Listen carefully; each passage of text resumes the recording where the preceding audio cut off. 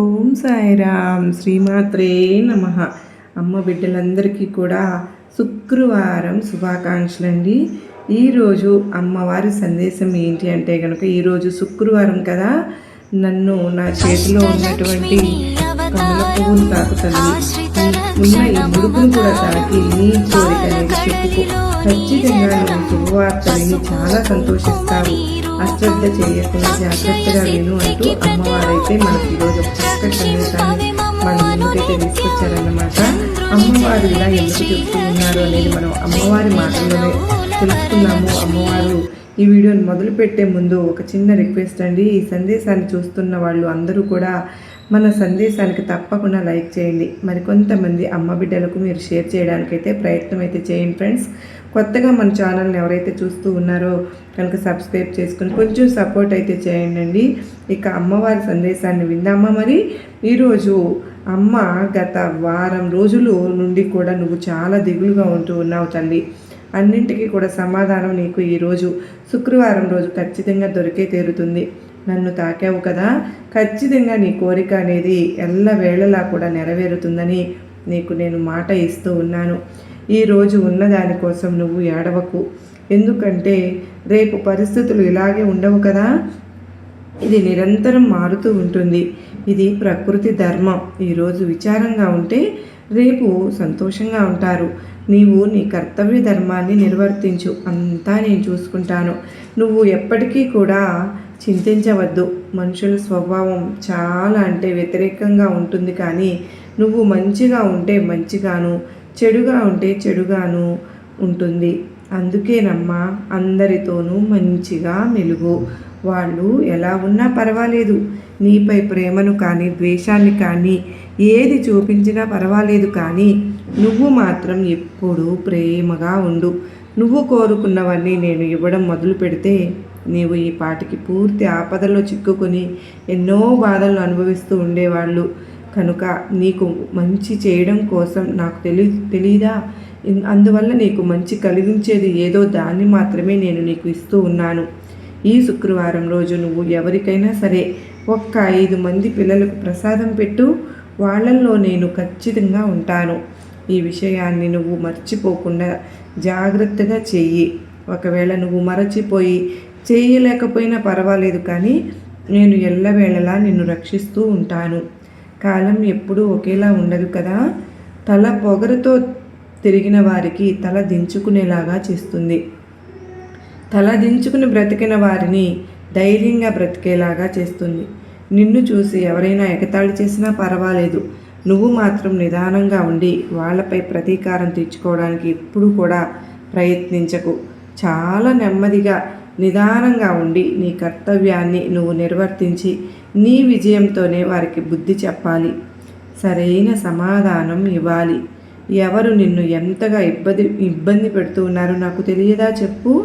నీవు పడుతున్న ఈ యొక్క కష్టానికి తగిన ప్రతిఫలాన్ని నేను త్వరలోనే అందిస్తాను. మీ జీవితంలో సుఖ సంతోషాలు విరుస్తాయి. నీవు పడుతున్న ఏ కష్టంలో అయినా సరే ఎవరినైనా నిందించవచ్చు, కానీ అందరి యందు ప్రేమను దయను కలిగి ఉండాలి. అప్పుడే మనము ఎంతో సంతోషంగా ఉండగలుగుతాము. ఎప్పుడు కూడా శ్రద్ధ సబూరిలను అలవరుచుకుంటూ జీవితాన్ని సంతోషమయంగా చేసుకోండి అని చెప్తూ ఉంటాను. జీవితం నీది, జీవించాల్సింది కూడా నువ్వే. గెలుపు కూడా నీదే, ఓటమి నీదే. మరి పడి లేవాల్సింది కూడా నువ్వే కదా. బాధను భరించవలసింది నువ్వే, ధైర్యం చెప్పుకోవాల్సింది నీకు నువ్వే. ఇతరులు చోద్యం చూసి చెప్తారు, కానీ వీలైతే ఎగతాళి కూడా చేస్తారు. ఇతరులను నువ్వు ఎప్పటికీ కూడా పట్టించుకోవద్దు. ఈ సాయి నీకు ఇవన్నీ శ్రద్ధగా విను. చెప్పే సందేశాలు నీ మనసులో ఒక ఆలోచన ఉంది కదూ, అది జరుగుతుందో లేదో అన్న ఆలోచనను విడిచి శ్రద్ధగా గనక నాపై విశ్వాసాన్ని గనక ఉంచుకుంటే పూర్తిగా నేను నీ కోరికలు నెరవేర్చడానికి, ఆపద నుండి బయటపడవేయడానికి నీకు నేను ఉన్నాను. తల్లి, నీ చల్లని చూపు నాపై ఉండాలి దుర్గమ్మ. కానీ ఎప్పుడైనా నువ్వు బాధపడుతూ ఉంటావు. నిజమే, నువ్వు అడిగిన ప్రతి కోరిక చాలా న్యాయమైనది, కానీ ఆ కోరిక నెరవేరడానికి కొద్ది సమయం మాత్రమే ఉంది. వేచి ఉండు. తీయటి కాలం కోసం నువ్వు వేచి ఉండాల్సిన పని ఉంటుంది కదా. ఎందుకు నువ్వు అంత బాధ? నీకు మనసులో బాధను పక్కన పెట్టి నీకు ఇష్టమైన దైవం పట్ల బాబా అవని, శివయ్య అవని, అమ్మవారు అవని, వెంకటేశ్వర స్వామి అయినా సరే, నువ్వు ఎవరిపైన నమ్మకం పెట్టుకున్నావో వాళ్ళే నిన్ను కాచి కాపాడుతూ ఉన్నారు, కాపాడుతారు కూడా. మరి ఆ దైవమే కదా నిన్ను కాపాడుతుంది. అప్పుడే అంతా ఆయనే చూసుకుంటారు కదా. నేను ఇవ్వడానికి ప్రతిదీ కలిగి ఉన్నాను, కానీ నేను నీకు అన్నీ ఇవ్వలేను. మీరు మంచి చెడు ఏమిటో నాకు మాత్రమే తెలుసు. మీకు ఏది ఇస్తే మీకు మంచిగా ఉంటారో, ఏది చేయకపోతే మీరు మంచిగా ఉంటారో అన్నది కూడా నాకు మాత్రమే తెలుసు కదా. మరి దాని ప్రకారమే నేను మీకు ఇస్తూ ఉంటాను. నేను నీ తల్లిని తల్లి, నీ దుర్గమ్మనమ్మ. నువ్వు ఒక దైవాన్ని, ఒక స్నేహితురాలు అని ఏ బిడ్డలైతే తన బిడ్డ యొక్క నిజమైన అవసరాలు ఆ తల్లికి మాత్రమే తెలుస్తాయి కదా.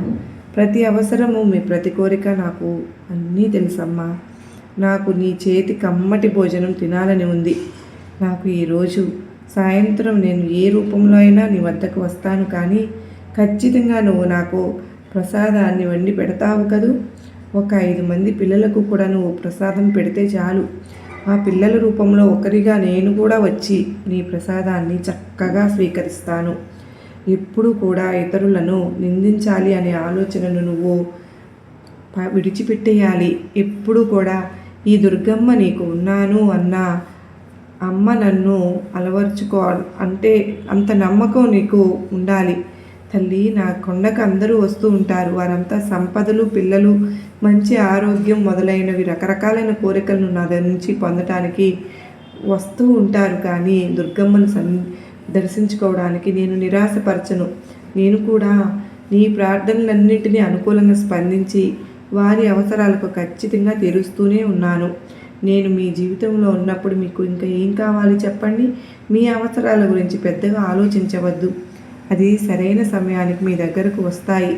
ఎప్పుడూ కూడా ఏది ఇవ్వాలో నీ దుర్గమ్మకు బాగా తెలుసు అనే నమ్మకాన్ని నువ్వు అలవరుచుకుంటే చాలు. ఎవరి గురించి నువ్వు చెడుగా మాట్లాడకు. నీ గురించి ఎవరైనా సరే చెడుగా మాట్లాడినా కూడా నువ్వు విననట్లు మౌనంగా సరిపెట్టుకో. మౌనంతో ఉండడం వల్ల నీకు అంతా మంచి జరుగుతుంది. నిందల వల్ల నీకేమీ నష్టం ఉండదు. ఏదో ఒకరోజు నిజాలు నిరూపించబడతాయి కదా. అప్పటి వరకు నువ్వు ఓపికతో అయితే ఉండాలి. అంత బాధను నీకు మనసులో ఉంచుకుని బాధను ఎలా నిలబడగలుగుతున్నావు చెప్పు. అవన్నీ పక్కన పెట్టి నీ దుర్గమ్మ పైన భారం వేసి అంతా దుర్గమ్మ చూసుకుంటాను అని అనుకుంటే చాలు. సమస్యలను ఎదుర్కొని తరువాత వచ్చే ఆనందానికి చాలా తేడా ఉంటుందమ్మా. మీరు ఆ ఆనందాన్ని ఆస్వాదించండి. మీరు నిరంతరం సంతోషంగా ఉంటే మీరు ఆనందం యొక్క ప్రాముఖ్యతను కోల్పోతారు. మరియు జీవితంలో సమస్యలు వస్తూ ఉంటాయి కనుక మీ ఆనందం యొక్క ప్రాముఖ్యతను కోల్పోరు కనుక సమయం ఎప్పుడూ కూడా ఈ విధంగా ఉంటుంది అంటూ నన్ను దూషిస్తూ ఉన్నావు కదూ. నీ ప్రారబ్ధ కర్మ నిన్ను పట్టి పీడిస్తుంది. ఇప్పటికైనా సరే ఆలోచనను మార్చుకుని నిరంతరము నా నామస్మరణతో జీవితాన్ని గడిపే ప్రయత్నం అయితే చెయ్యి. నీ కర్మను కుదించే శక్తి నీకు మాత్రమే ఉంది. నీ ప్రవర్తన, బుద్ధి మాత్రమే నీ కర్మను తగ్గించి శాంతి వైపుకు అడుగులు వేసే శక్తి నేను అందిస్తాను. తల్లి, నీ దుర్గమ్మ నీకు తోడుగా ఉండగా నీకు ఎలాంటి ఆపద రాదమ్మా. నీ దుర్గమ్మను జపిస్తూ నామం చెప్పుకుంటూ అడుగు ముందుకు వేశావు అంటే తప్పకుండా నీ గమ్యాన్ని నువ్వు చేరుకుంటావు తల్లి. ఎప్పుడైనా సరే ప్రబోధాలు వినడం వల్ల ఏమీ జరగదు. జీవితంలో అన్నీ అమలు చేయడం చాలా ముఖ్యం కదా. మనకు అన్ని విషయాలు తెలుసు. మంచి చెడుల మధ్య తేడాను గుర్తించండి. ఇంకా అయోమయం జీవితాంతం మనం ఈ ప్రపంచంలో జీవిస్తున్నాం. మనం ఇంత అవగాహన కలిగి ఉన్నా కూడా మనకి ప్రతిక్షణం సలహా కావాలి. అయితే అన్ని గుణాలు మనలోనే ఉన్నాయి. సమయం ఎప్పుడు ఇదే విధంగా ఉంటుందంటూ నన్ను ఎప్పుడూ కూడా బాధ పెట్టవద్దు. నీ దుర్గమ్మ పట్ల విశ్వాసం ఉంచు. ఎట్టి పరిస్థితుల్లోనూ నమ్మకాన్ని, ధైర్యాన్ని పోగొట్టుకోవద్దు. తోటి వారిలో ఉన్న మంచిని మాత్రమే చూడు. ఈ సృష్టిలో ఎన్నో పూలు ఉన్నాయి కదా, ఎన్నో పువ్వులు పూస్తాయి. కొన్ని కోయకు మునిపే రాలిపోతాయి, మరికొన్ని కాళ్ళ కింద పడి నలిగిపోతాయి. మరి ఎన్ని జన్మల పుణ్యఫలమో తెలియదు, కానీ నిన్ను పూజించటానికి కొన్ని పువ్వులు పూస్తాయి. ఆ పువ్వులనే అదృష్టం, అదే జన్మ. మరి అంటే ఎప్పుడూ కూడా పాపాలను చేయకుండా మన జీవితాన్ని సంతోషమయం చేసుకోమని నేను చెప్తూ ఉంటాను. పువ్వులు లాగానే అనేక మంది దేవీ దేవతలు ఉన్నారు. నువ్వు ఎవరైనా సరే నీకు ఇష్టమైన దేవతను పట్టుకో. ఊగిసలాడుకుంటూ తొలుచుకోలేకుండా ఉన్న గమ్యాన్ని ఏర్పరచుకుని ప్రయాణిస్తూ ఉన్నావు, లేదా బాధపడడం చేస్తూ ఉన్నావు. మాని తికమకలో బతకవద్దు, మనశ్శాంతి పోగొట్టుకుంటావు. ఇది నీ దుర్గమ్మ మాటగా చెప్తున్నాను. నీకు ఇష్టమైన వాళ్ళతో ప్రేమగా ఉండు, పర్వాలేదు, కానీ మితిమీరిన ప్రేమను పెంచుకోవడం లాంటివి మాత్రం చేయవద్దు. ప్రేమగా ఉండి దూరం అయితే తట్టుకోలేరు కదా. మరి అటువంటప్పుడు మితిమీరిన ప్రేమను పెంచుకోకూడదని చెప్తున్నాను. ఏ బంధమైనా, ఏ మనిషి అయినా, ఏ జీవి అయినా ఈ భూమిపైన ఆయుష్ ఉన్నంత వరకే. ఏది శాశ్వతం కాదమ్మా. ఆ విషయం, నా భావనను మీరు గుర్తుంచుకోవాలి. ఎవరైతే నన్నే నమ్మి నా ధ్యానం నందే మునిగి ఉంటారో వారి పనులన్నీ సూత్రధారినై నేనే నడిపిస్తూ ఉన్నాను. మనల్ని మనం క్షమించుకుంటే పరులకు మేలు జరగదు కదా. మన తప్పులను తెలుసుకుని మన ఆలోచన విధానాన్ని మార్చుకుంటూనే మనల్ని మనం ఉత్తములుగా మార్చుకొనగలుగుతాం. అవునా కాదా? ఎప్పుడూ కూడా తప్పులను చేయకూడదు అనే ఒక భావనను మీరు అలవర్చుకుంటే కనుక మీకు ఎటువంటి నష్టము జరగదు. ఎప్పుడూ కూడా సంతోషంగా మీ జీవితాన్ని కొనసాగిస్తారు అని చెబుతూ ఉంటాను కదా. మరి సంతోషమే సగం బలం అంటారు. అలాగే ఆనందంగా ఉండడం మన వల్ల మన ఆయుష్ కూడా పెరుగుతుంది బిడ్డ. ఎప్పుడు కష్టాల కూడంలో నుంచి నువ్వు ఇరుక్కొని ఉంటే నువ్వు సంతోషంగా జీవించడానికి కొద్ది రోజులైనా కావాలి. మరి నేను నీతో ఉన్నాను అని నీకు తెలుసు కదా. అడుగడుగునా నిన్ను కాపాడుకుంటూ ఉంటున్నానని కూడా నీకు తెలుసు. కానీ ఏదో తెలియని భయం నీకు మనశ్శాంతి లేకుండా చేస్తోంది. కానీ ఒక్కటి మాత్రం నిజం తల్లి, ఈ దుర్గమ్మ నీతో ఉండగా నీకు ఎటువంటి హాని ఉండదు. బిడ్డ, నన్ను నువ్వు మోకాళ్ళ నొప్పితో బాధపడుతూ ఉన్నావు అని, ఎక్కడైతే నీకు నొప్పి ఉందో అక్కడ నన్ను నా తల్లి నాకు తోడుగా ఉందని మనస్ఫూర్తిగా నన్ను తలుచుకుని నా కుంకుమను నుదుట ధరించు. ప్రతిరోజు చక్కగా నుదుటన నా కుంకుమను పెట్టుకుని బయలుదేరు. ఏ పని చేసినా నన్ను తలుచుకుంటూ ఉండు. ఇంకంతా నేనే చూసుకుంటాను తల్లి. ఎక్కువగా ఎవరిని కూడా నమ్మవద్దు, మోసపోతారు. ఎవరి కోసమూ ఆలోచించవద్దు, వాళ్ళకే అలుసైపోతావు. నువ్వు ఎక్కువగా ఎవరికి విలువ ఇవ్వవద్దు, గౌరవాన్ని కోల్పోతావు. ఎవరిని నువ్వు ప్రశ్నించకు, నువ్వు వాళ్లకు శత్రువుగా అవుతావు. ముందుగా నా వాళ్ళు అని ఆలోచించటం నువ్వు తగ్గించుకోవాలి. ఎవరి నుండి ఏమీ ఆశించకుండా ఉంటే కనుక నీ జీవితం అనేది చాలా సంతోషంగా ఉంటుంది. ప్రతిరోజు కూడా నీ దుర్గమ్మకు చక్కెరను నివేదించు. 21 రోజులు అలా చేసి 22వ రోజు ఆ చక్కెర మొత్తమును దానం చెయ్యండి. నీ కార్యం తప్పకుండా నెరవేరుతుంది. ఎప్పుడు కూడా ఈ దుర్గమ్మపై పూర్తి విశ్వాసం ఉంటే చాలమ్మా. 21 రోజులు చక్కెరను నివేదించిన తరువాత ఆ 22వ రోజు ఆ చక్కెరను మొత్తము కలిపి దానం చేస్తే గనుక నీ కోరిక ఖచ్చితంగా నెరవేరుతుంది. కల్మషం తెలియని నీకు ఎన్నడూ హాని జరగదు. ఇప్పటి నీ పరిస్థితి నీకు బాధించవచ్చునేమో, కానీ ఈరోజే నీ కష్టాలు తొలగిపోయి ఆశ్చర్యానికి గురి చేస్తాయేమో అన్న మార్పు అన్నది నీ క్షణాల్లో జరుగుతుంది. ఎప్పుడూ కూడా నాపై పూర్తి విశ్వాసంతో ఉంటే కనుక నీ జీవితం అంతా కూడా సంతోషమయం అవుతుంది. నీకు ఈ పట్టిన ప్రతి దానికి కూడా నువ్వు అనుభవిస్తున్న మనోవేదనకి కారణం ఏంటో నువ్వు తెలుసుకుంటే అనుకున్న కార్యాలు జరగకపోవడానికి మార్గాలు కూడా తెలుస్తాయి. తల్లి, నువ్వు ఎప్పుడూ కూడా నీ యొక్క తోడికోడలు కూడా ఎవరితో అయినా సరే చాలా జాగ్రత్తగా ఆచితూచి మాట్లాడాలి. ఎందుకు ఇలా చెప్తూ ఉన్నాను అంటే కేవలం తన యొక్క ప్రమేయం వల్ల నీ మీద ఉన్నవి లేనివి చాడీలు అనేవి కూడా నీ యొక్క బంధుమిత్రుల వర్గంలో కూడా నీ యొక్క తోడికోడళ్లకు సపోర్టుగా మీ యొక్క అత్త కూడా చేరి ఇద్దరు కూడా కలిసి నిన్ను ఎలాగైనా సరే కానీ పతనం చేయాలి అనుకున్నటువంటి ఉద్దేశంతో ఉన్నారు అని చెప్పి నీ పైన లేనిపోని చాడీలు, ఉన్న మాటలు లేని మాటలు కూడా అన్నీ కూడా కల్పించి చెప్పి నలుగురిలో ప్రచారం చేసే ప్రయత్నం అయితే చేస్తూ ఉన్నారు. అందుకే నీ అమాయకత్వానికి ఈ విధంగా నేను చెప్పాలి అనుకుంటున్న రెండో విషయం ఇదమ్మా. నీకు మంచి చేసేవాళ్ళము అని చెప్పి నలుగురు ఎదుట అయితే అవసరమైతే కన్నీటిని కార్చుకుంటూ దొంగ తెలివితేటలను కూడా చూపిస్తూ నక్కజిత్తుల వేషాలు వేస్తూ ఉంటే వారికి కావలసినటువంటి పనులను సానుభూతితో జరిపించుకునే ప్రయత్నం అయితే చేస్తూ ఉన్నారు. ఇవాళ రోజున ఎక్కడికక్కడ ఎదుటివారిని మాటలతోటి బుట్టలో పడవేసుకుని ఎదుటివారిని ఎలాగైనా సరే కానీ వాడుకునే ప్రయత్నం అయితే చేస్తూ ఉన్నారు. వారి యొక్క డబ్బులు రూపాయి ముడివేసుకుని దాచుకుని ఎదుటివారు ముఖ్యంగా నీ యొక్క భర్త సొమ్ము మీద కన్ను వేసి ఏదైనా కానీ కష్టం వచ్చినా బాధ వచ్చినా ప్రతిదీ కూడా నీ భర్తకు తెలియపరిచి ఎంతో కొంత ధనం లాగే ప్రయత్నం అయితే చేస్తూ ఉన్నారు.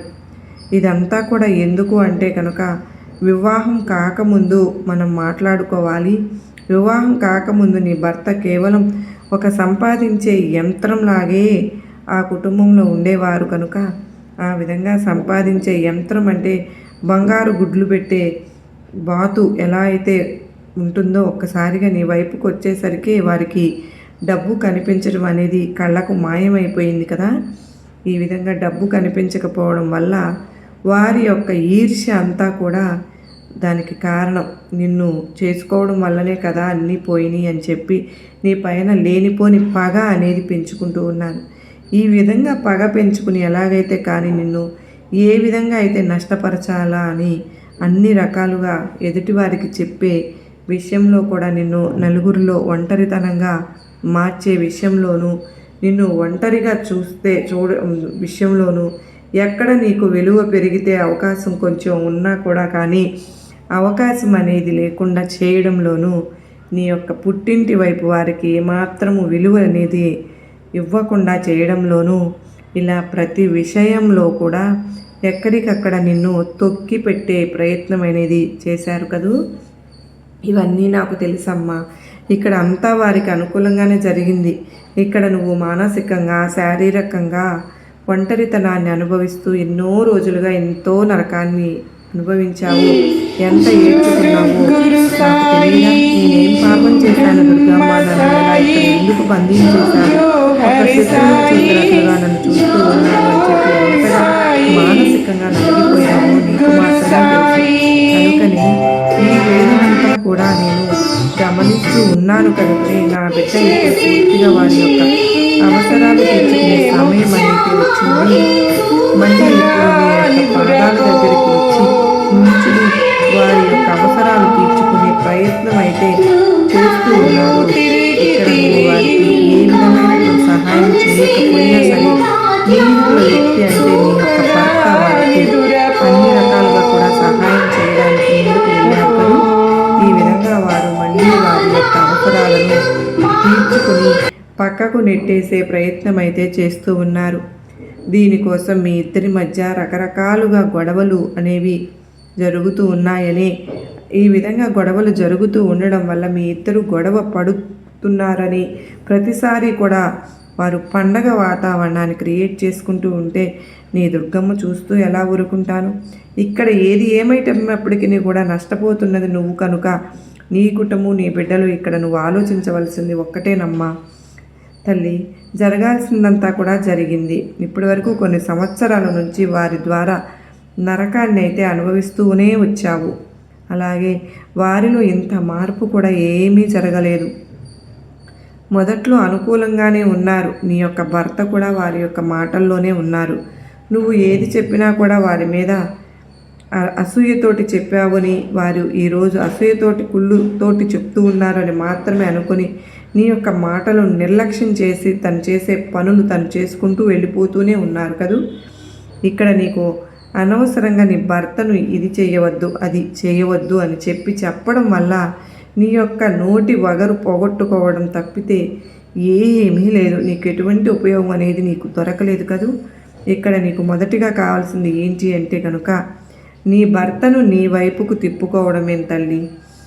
అది ఎలాగా సాధ్యమవుతుంది అంటే కాలమే అది సాధ్యపడేలాగా చేస్తుందమ్మా. నీ యొక్క మాటలతోటి కానీ నీ యొక్క చేష్టలతోటి కానీ ఏ విధంగా కూడా నువ్వు ఏది సాధించలేవు అని ఇన్ని సంవత్సరాల యొక్క ప్రక్రియలో నీకు అర్థమయ్యే ఉంటుంది కదా. కనుకనే నువ్వు ఇప్పుడు మొదటిగా తెలుసుకోవాల్సినటువంటి ఒక రహస్యం ఇవాళ రోజున శుక్రవారం రోజున చెప్తున్నాను. ఏంటి అంటే జాగ్రత్తగా విను. నువ్వు గొడవ పడడం వల్లనే కదా, లేదంటే కనుక నువ్వు నలుగురిలో దానివల్ల పెద్దగా అరవడం వల్ల నలుగురిలో, లేదంటే కనుక ఇంకా ఏ ఇతర కార్యాలు చేయడం వల్ల ఎదుటి వారిని నొప్పించే ప్రయత్నం అనేది నేను చేస్తున్నాను అని చెప్పి నువ్వు తెలివిగా బిహేవ్ చేస్తున్నాను అనుకుని ఒక మాట అనడం వల్ల నువ్వు సాధించేది అంటూ ఏది కూడా లేదు. ఇక్కడ నువ్వు తెలుసుకోవాల్సిన ముఖ్యమైన తెలివైన విషయం ఏంటి అంటే కనుక, ఏవి ఎలా జరుగుతున్నాయో అలా జరుగుతూ వెళ్ళిపోని, ప్రతిదానికి కూడా కాలమే సమాధానం చెప్తుంది. నువ్వు నిన్ను జాగ్రత్తగా చూసుకుంటూ, నీ బిడ్డలను జాగ్రత్తగా చూసుకుంటూ రావడమే. నువ్వు ఒక మాట మాట్లాడినప్పుడు విలువ ఉంటే మాట్లాడు, విలువ లేకపోతే మాట్లాడవద్దు. అవసరానికి నిన్ను అవతలి వారు వాడుకుంటూ ఉన్నారు అని అర్థమైనప్పుడు అలా వాడుకునే ప్రక్రియలో కూడా నీకు ఏదైనా బాధ కలిగితే ప్రశ్నించు. నీకు ఏది కూడా బాధ కలగనప్పుడు మౌనంగా ఉండిపో.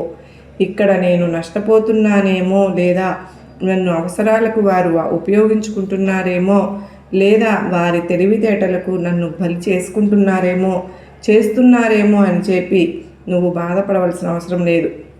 ఇక్కడ నువ్వు ఒక్క విషయం తెలుసుకోవాలి. ఏంటి అంటే కనుక, బిడ్డ, నువ్వు ఎప్పుడు అనుకునే మాట ఉంటుంది కదా, అందరూ బాగుండాలి, అందులో నేను ఉండాలి అని చెప్పి ఆ ఒక్క మాట నీ జీవితంలో నెరవేర్చుకునేలాగా చూడు. నీ బిడ్డలను సరైన మార్గంలో పెట్టే ప్రయత్నం అయితే చెయ్యి. ఎప్పుడూ కూడా అందరూ ఒకేలాగా ఉండరు. ప్రతి ఒక్కరికి కూడా వారు చేసినటువంటి కర్మ ఫలితం ఏదైతే ఉంటుందో ఆ యొక్క కర్మ ఫలితం అనేది ఖచ్చితంగా ఏదో ఒక రూపంలో ఎదురొస్తుంది.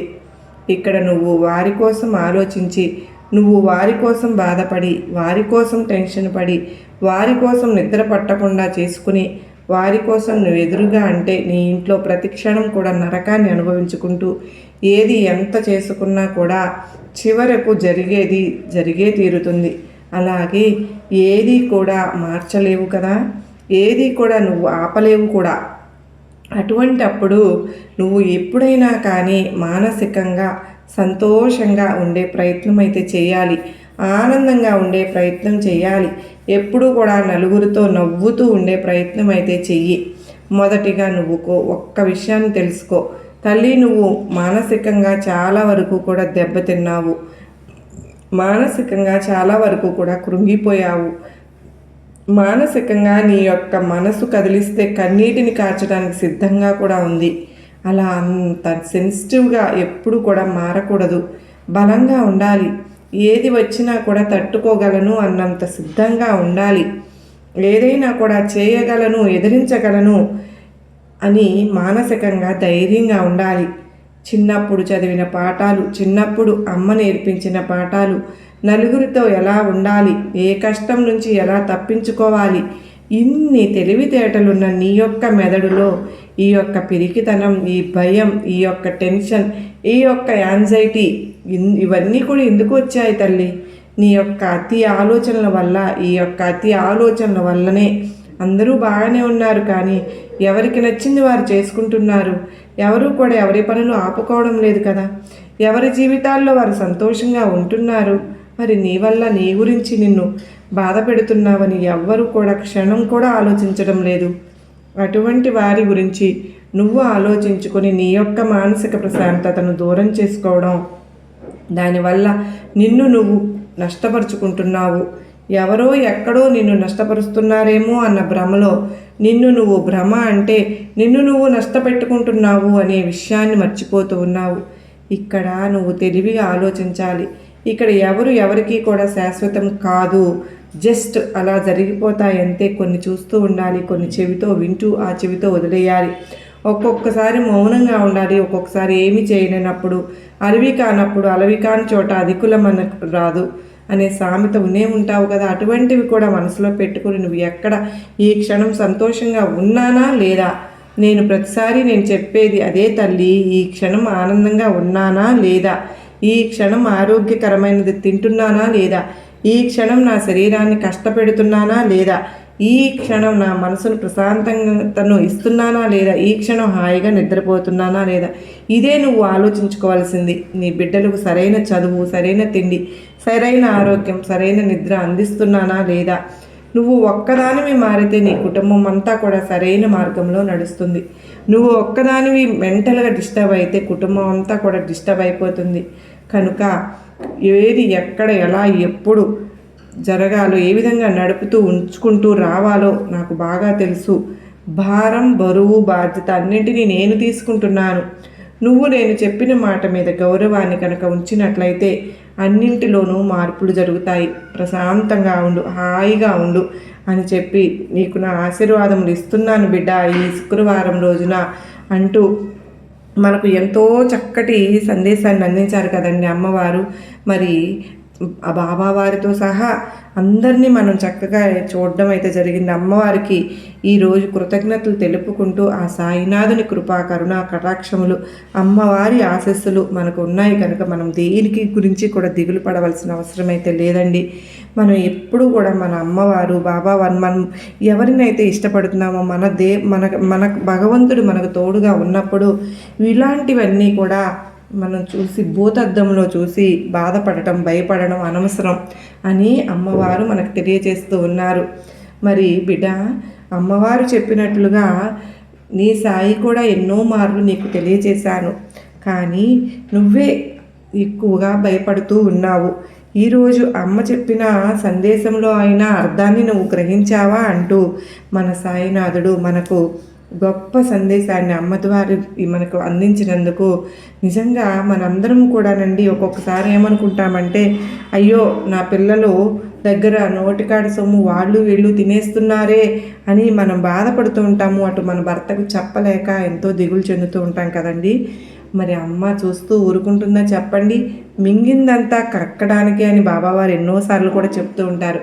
ఎవరైనా సరే మన సొమ్మును అకారణంగా తింటే ఎప్పటికైనా ఏదో ఒక విధంగా కక్కవలసిందే అని అమ్మవారు బాబావారు ఈరోజు మనకు గొప్పటి సందేశాన్ని అందించినందుకు నిజంగా ధన్యవాదాలు తెలియజేసుకుంటూ, మరి మనందరము కూడానండి మరలా అమ్మవారి సందేశాలను బాబావారి సందేశాలను మరికొంతమందికి కష్టంలో ఉన్నవారికి ధైర్యం చెప్పడానికి ఈ సందేశాల రూపంలో అందిస్తున్న వాటిని మనందరం కూడా షేర్ చేయగలిగితే వాళ్ళు కూడా వాళ్ళ జీవితంలో ఎంతో సంతోషంగా ముందుకు అడుగు వేయగలుగుతారన్న ఉద్దేశంతో ఈరోజు ఈ శుక్రవారం రోజున మనకు వచ్చిన ఈ సందేశాన్ని ప్రతి ఒక్కరికి కూడా షేర్ చేద్దాం ఫ్రెండ్స్.